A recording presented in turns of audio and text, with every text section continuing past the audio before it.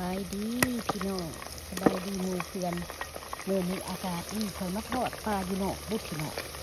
ทอดปลาอันนั้นตัวนี้หน่อยบ้านเฮาเพิ่นเอื่นว่าปลาซิ่วอ่าวเนาะแต่ว่าอเมริกาเนี่ยเพิ่นเอื่นว่าปลาแมวเป็นบอกพี่น้องปลาแมวที่ว่าคอยทอดคอยจะเอาอันนั้นไม้นี่เสียบไว้บุพี่น้องเสียบไว้เป็นยังเกียงว่าสั่นเวลาลงไปแล้วเพิ่นโตเพิ่นบ่ซีนะโตเพิ่นโคตรเข้ากันเพิ่นติดกันว่าซะไปเห็นบ่พี่น้องก็จะได้เอามาใส่เอาไม้เสียบไว้แล้วก็มีตัวนี้อีกเสียบไว้แบบสีอีกพี่น้องเสียบไว้ยาวๆสิเวลาอันนั้นนั่นแหละเฮาก็เอาจุ่มลงโหลดเนาะจังบ่อันจุ่มลงนี่โลดจังบ่ติดกันงามบ่พี่น้องงามบ่พี่น้องงามบ่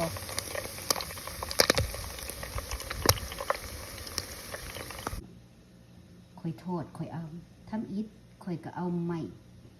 เสียบทรงอันเนาะอันนี้เพิ่นเอาห้องว่าทอดปลาคูเนาะทอดปลาคูแล้วก็มีทอดปลาเดียวอีกเสียบแต่ผู้เดียวลงไปนั่นยาวๆพี่น้องทอดปลาเดียวอันนี้ทอดปลาเดียวตัวนี้แปลว่าทอดปลาคูทอดปลาคูเนาะพี่น้องทอดปลาเดียวกับทอดปลาคูตัวทอดปลาเดียวนี่สิสดทอดสบายเด้อพี่น้องเด้อเพราะว่าอันมันโบอันคัดกันกับตัวใดหั่นนะเวลาเฮาใส่คู่กันหั่น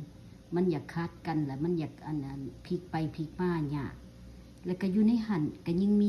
หลายๆตัวที่ว่าเอามาทอดใส่ใหม่อันเดียวกัน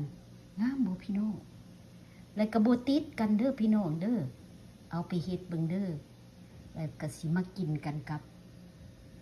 สมพักอยู่สวนข่อยนี่แหละสมแล้วกับข้าวเหนียวมาเด้อมากินข้าวนำกันเด้อพี่น้องสมพักทอดปลาซิ่วอ่าวแซ่บพี่น้องแซ่บมาเด้อ